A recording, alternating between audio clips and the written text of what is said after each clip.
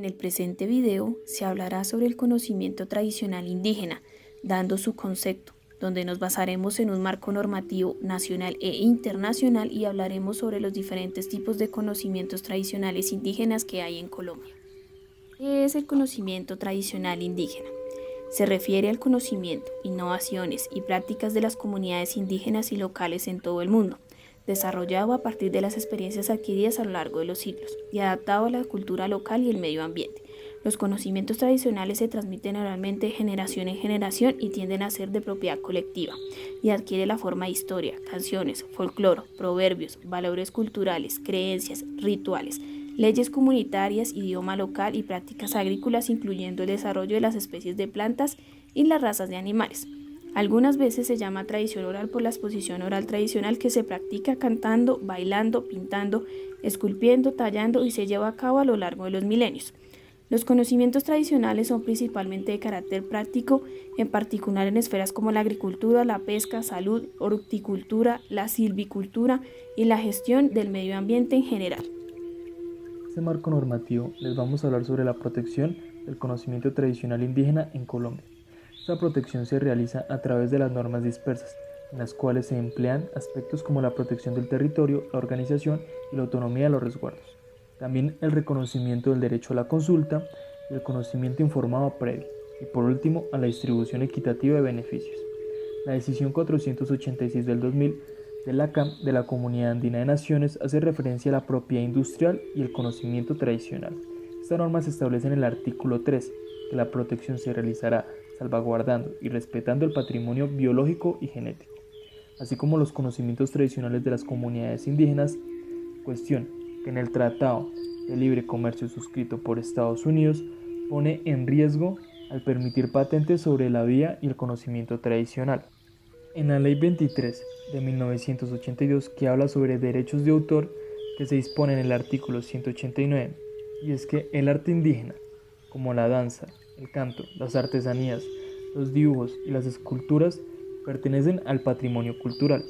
Esta disposición es importante porque pone presente que no solo los conocimientos sobre la biodiversidad hacen parte de los conocimientos tradicionales, sino que también se incluyen allí las manifestaciones artísticas y culturales. En el artículo 187 se establece que pertenecen al dominio público las obras folclóricas y tradicionales de autores desconocidos, categoría en la cual podrían clasificarse las obras de las comunidades indígenas, pues su carácter colectivo hace que en muchos casos no sea posible identificar un autor o un grupo de autores.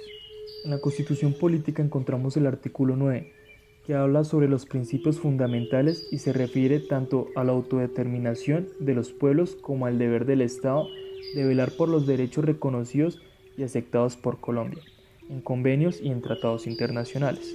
En el artículo 246, en el cual se otorgan a los pueblos indígenas funciones propias dentro de su ámbito territorial, de conformidad con sus propias normas y procedimientos, siempre que no sean contrarios a la Constitución y a las leyes. En el artículo 286 se le da a los territorios indígenas el carácter de entidades territoriales, lo cual implica, entre otras cosas, que cuentan con autonomía para gobernarse sus propias autoridades, administrar sus recursos y establecer los tributos necesarios para el cumplimiento de sus funciones. En el artículo 330 se prevé un mecanismo de protección que se puede relacionar con el conocimiento tradicional, en la medida en que se ofrece protección reforzada al territorio y a los recursos que allí se encuentran. En el territorio encontramos el decreto 4633 del 2011, que es el derecho colectivo al territorio de carácter exclusivo, imprescriptible e embargable. En este sentido se otorga protección al territorio que haya tenido ocupación histórica o ancestral. En la Ley 160 de 1994 establece en el artículo 85 el estudio de las necesidades de tierras de las comunidades indígenas, a fin de facilitar sus asentamientos y su desarrollo. El decreto 1071 del 2015 es el único decreto del sector agropecuario, pesquero y de desarrollo rural. Reglamenta la titulación de tierras a las comunidades indígenas. En este decreto se regula el estudio de manejo y tendencia de la tierra por parte de las comunidades indígenas conforme a los usos, costumbres y tradiciones, con el fin de construir y ampliar resguardos indígenas. En el conocimiento tradicional encontramos la Ley 1286 del 2009, en la cual se establece para promover y fortalecer la investigación cultural, destinada a proteger la diversidad cultural y el conocimiento tradicional y los recursos genéticos, y también al conocimiento tradicional sobre la naturaleza y el universo, conocimiento que los grupos humanos han generado y acumulado con el paso del tiempo, en su relación con el territorio y el medio ambiente.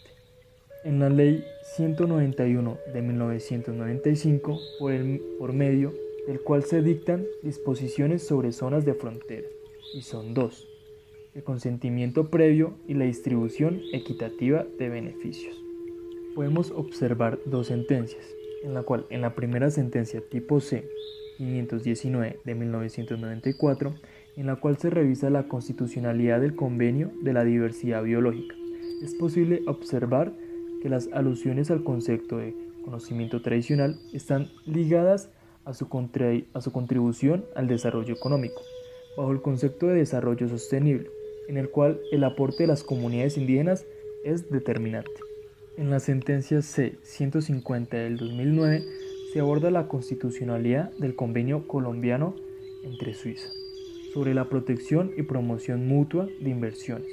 Solo se menciona el conocimiento tradicional por ser parte del capítulo que trata sobre la propiedad intelectual, pero no se analizan las implicaciones que tiene su aprobación con tal enfoque en el mercado. No se toman en consideraciones variables como la cosmovisión o el derecho fundamental a la identidad cultural, a la hora de analizar la constitucionalidad de las disposiciones mencionadas, y se declara inexequible la norma. Protección del conocimiento tradicional indígena. El Convenio de Diversidad Biológica estableció un grupo de trabajo sobre conocimiento tradicional para dirigir y facilitar los debates entre los gobiernos, las comunidades indígenas locales y otras partes interesadas en el conocimiento tradicional. Este brinda a los representantes de las comunidades indígenas y locales la oportunidad de contribuir con sus puntos de vista y recomendaciones sobre los problemas relacionados. En el artículo 8 del convenio se establece la necesidad de que los gobiernos respeten, preserven, mantengan y promuevan una mayor aplicación de los conocimientos tradicionales con la aprobación y participación de las comunidades indígenas locales pertinentes. Por ejemplo, si los usuarios desean utilizar los conocimientos tradicionales en su investigación y en el desarrollo de productos, se les exigirá que consigan la aprobación previa de las comunidades indígenas locales relevantes y que negocien las condiciones mutuamente acordadas que promuevan el reparto equitativo de cualquier beneficio que pudiera derivarse del uso de estos conocimientos. Algunos gobiernos nacionales ya han implementado el artículo 8 del convenio mediante la adopción de legislación nacional, reformas legales y la creación de planes de acción, estrategias y programas nacionales sobre biodiversidad. Entre otros objetivos, esto asegura que se busque de antemano el consentimiento informado de las comunidades indígenas locales pertinentes antes del acceso y el uso de los conocimientos tradicionales. Cabe resaltar que también existen tratados internacionales y organizaciones mundiales que se encargan de proteger el conocimiento tradicional indígena. Entre ellas tenemos el Tratado Internacional de Recursos Fitogenéticos para la Agricultura y la Alimentación, FAO. Esta se encarga de implementar los derechos del agricultor. También la Organización Mundial de la Propiedad Intelectual, OMPI, se encarga de la propiedad intelectual, los recursos genéticos, conocimiento tradicional y folclore. También la Organización de las Naciones Unidas para la Educación, Ciencia y Cultura, UNESCO, se encargó de salvaguardar el patrimonio cultural e inmaterial de las comunidades indígenas. Tipos de conocimiento tradicional indígena. Alimento. Para los pueblos indígenas la alimentación va más allá de lo que llevan en la boca, porque también se alimentan con los pies descalzos y el aroma del paisaje mañanero. La diversidad de climas y ecosistemas que caracterizan a un país como Colombia contribuyen asimismo a generar una gran variedad de especies de fauna y flora, que desde luego se ven reflejadas en los diferentes productos y alimentos típicos de cada zona del país, donde habitan comunidades indígenas. Selvas, páramos, bosques, desiertos, llanuras, sierras, entre otros, tienen características naturales propias que incluyen en las tradiciones de cada etnia y por consiguiente en sus costumbres y rituales gastronómicos. Entre los tipos de alimentos en la comunidad sicuani encontramos en los vegetales como el arroz, la yuca, la brava, la batata, el ñame, el borojó, la piña, guama, ají, cejé, moriches y frutas. En las carnes, el chigüiro, el cachirre, venado, cachicamo, insectos y paujil. En pescados, el chorrosco, el coporo, el curito, el bagre, caribe, palometa, guacudo y tortuga. En la comunidad embera, en los vegetales, arracacha, maíz, frijol, yuca, plátano, achín, piña, cacao, coco, naranja, limón, guanábana, pepepán y chontaduro. En carnes, venados, tatauros, pecaris, guaguas, armadillos, nequés, pavas, gatos de monte, perdices, patos, palomas y catorras. En pescados, bocachico, dentón, zabaleta, doncella, jícaro, bagre, barbudo, bocón y sardina. Una de las características de la cultura indígena es el vestido y sus atuendos propios, expresión que incluye la simbolización gráfica fácil con elementos naturales que van de acuerdo a su entorno físico y su cosmovisión. Las molas representan el origen del pueblo gunadule y el pensamiento de las mujeres. En su fabricación se utilizan colores para proteger el cuerpo de las enfermedades y malos espíritus. Hechas a mano, las molas son parte fundamental en el vestido de la mujer tul. Lo combinan con telas de colores y figuras de fauna y flora, especialmente en sus blusas multicolores, con una falda o paruma larga. De igual manera, podemos ver el típico traje de la mujer guayú, la cual tiene dos cordones por dentro que se amarran al cuerpo y que sirven para moldear la figura de la mujer. La vestimenta del hombre es muy simple. Se llama la sirá, que consiste en un pedazo de tela que cubre la zona genital y está sujeta a la cintura con una faja hecha de hilo. También, en la tribu Coreguaje, los hombres y las mujeres visten de blanco y verde, con anchos trajes sin forma, descalzos y sus cabellos negros y largos ordenándose al compás de la humedad del viento y del calor del trópico. Los Coreguaje acostumbran la aplicación de la pintura en el cuerpo. Es una práctica ritual que hace parte complementaria de los bailes, danzas y cantos en las fiestas tradicionales. Para los indígenas, la artesanía es como un objeto útil, bello e incluso sagrado que va más allá de un elemento decorativo, que contiene la memoria de una cultura, de una lengua y de un modo de vida. Es como lo dicen los indígenas, un pedacito de su tierra y de su alma. Los canastos fueron insertados en el mobiliario de las familias colombianas y en las tradiciones de las comunidades indígenas. Es elaborado por una fibra vegetal que es el insumo principal de estos cestos elaborados por las mujeres indígenas. Cada uno tiene un uso. Por ejemplo, la guachira se utiliza para transportar maíz, se almacena el maíz seco y desgranado, y en la canasta en tejido de camarón, que es muy típico y más angosto, se guarda el maíz molido. Todos tienen una razón de ser, desde su uso hasta lo que se está dibujando en ellos, como las arañas, monos, bosques y ríos, que para ellos esos tejidos son una forma de contar la historia. Shakiras. Esas fueron fabricadas en cristales de colores, porcelana o sustancias sintéticas. Son la principal materia prima de los collares, aretes, brazaletes elaborados por las mujeres de la etnia emberachana. Las shakiras son utilizadas desde la conquista como elemento de venta, canje e incluso como una moneda de los indígenas. Los adornos que no solo usan color, sino también son figuras con significado. Una artesana que, como todas las mujeres de su etnia, asegura que esas artesanías guardan el secreto de las mujeres embera, pues que cada diseño deja grabado su relación con la imaginación y la observación de la naturaleza. Las mochilas son bolsos tejidos por las mujeres de la comunidad indígena que viven en la península de La Guajira. Estas confecciones artesanales coloridas y únicas toman aproximadamente 25 días en proceso de tejido. Las mujeres indígenas demuestran su inteligencia, su destreza y su creatividad ejecutando esta antigua técnica de generación en generación, y los hombres nada más tejen la correa. Inicialmente se utiliza para el transporte personal. Todas las mochilas tienen una forma diferente, un color y motivos únicos. Estas reflejan la personalidad de quien porta la mochila o del artesano que la realizó. Las alpargatas son pequeños zapatos ligeros de tela y con suela de soga, confortables e ideales para climas fuertes, coloridas o no coloridas, sin o con motivos. Además se pueden encontrar en diferentes ciudades de Colombia. Enseguida les voy a hablar sobre la hamaca, que es utilizada como cama y silla por los indígenas, que tiene su historia, que es muy representativa para ellos. Su sistema de vida era muy práctico y no tenían objetos que no fueran totalmente necesarios. Solo los caciques y los chamanes, que utilizaban sillas o las hamacas como símbolo de autoridad, eran los únicos que se sentaban. El resto de la comunidad permanecía de pie. Para descansar, para cocinar y para comer se acuclillaban. Podían durar horas o todo el día sin ningún problema. La historia de la hamaca empieza hace casi 1000 años. Las hamacas representaban una herencia cultural rica e interesante del continente latinoamericano, y hace muchos siglos de las hamacas fueron admiradas por estos pueblos como regalos de los dioses. Los españoles señalaron el uso de las hamacas por los nativos americanos, sobre todo en las Indias Occidentales, en el momento de la conquista española. La palabra proviene de un taíno cultural, arahuaca, palabra que significa red de pesca.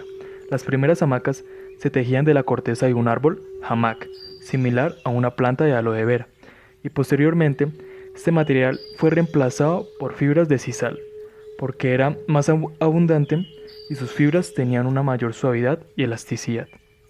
Es importante saber que el algodón es uno de los materiales más utilizados en el presente para la fabricación de hamacas. Solo comenzó a usarse para este fin hasta hace unos 60 años, además de la corteza del sisal. Las hamacas se construyen a partir de diferentes materiales, incluyendo las hojas de palma en la Amazonía occidental. Una de las razones que la hamaca se hizo popular en América Central y del Sur fue por su capacidad para proporcionar la seguridad de las transmisiones de enfermedades, picaduras de insectos o mordeduras de los animales.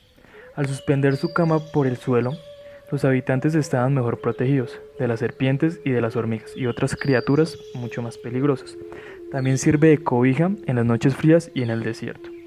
Nuestros indígenas que no inventaron la rueda se adelantaron a todo el mundo y desarrollaron una sencilla y práctica hamaca, el mueble más versátil que existe. Cerámica está elaborada por las comunidades indígenas que han heredado saberes, tradiciones y técnicas a partir de legados de miles de años. Incluso desde antes de la conquista española se tiene el conocimiento de yacimientos arqueológicos en los que se encontró cerámicas de 2000 y 3000 años antes de Cristo. En cuanto a sus procesos de fabricación eran muy primarios. De hecho, en Colombia, los procesos de trabajo para elaborar cerámica se da gracias a la transformación de arcilla que se consigue en el entorno. Esta la conocían los sabios y los ancianos cuando iban a trabajar en los oficios de alfarería indígena. Solo ellos saben en dónde encontrarla y cómo tratarla. Adicionalmente, los hornos con los que los indígenas realizaban la construcción de sus objetos eran huecos construidos en el suelo. Primero se hacían las ollas a mano, las metían en un hueco con leña y piedras y les prendían fuego. Era como hacer una fogata. Instrumentos de los indígenas. Para las manifestaciones sonoras contemporáneas de los grupos indígenas de nuestro país, hemos adoptado el tratamiento de áreas culturales más o menos homogéneas con algunas variantes, tanto los instrumentos musicales como los cantos y bailes siguen, en un sentido amplio con los mismos patrones y estructuras. La música indígena es la expresión tradicional cultural, religiosa y celebraciones populares. Originalmente se usa el tambor, la flauta, el caracol y el tum. En la época colonial, los indígenas le añadieron algunos instrumentos musicales traídos por los españoles, como la guitarra, el arpa, la chirimía o el violín, al grupo de instrumentos que ellos ya poseían. Lograron desarrollar obras musicales muy ligadas a la vida cotidiana y que también forman parte de su religiosidad. Mucha de la música actual ha logrado integrar de manera armónica las palabras tradicionales indígenas con recursos y criterios estéticos occidentales, para producir expresiones culturales que definan la identidad. La música del conjunto integrado por tambor, chirimía, flauta es la más usada. Esta modalidad de ejecución es usada casi exclusivamente para ceremonias de tipo religioso en las que ocasionalmente se complementan con música de marimba.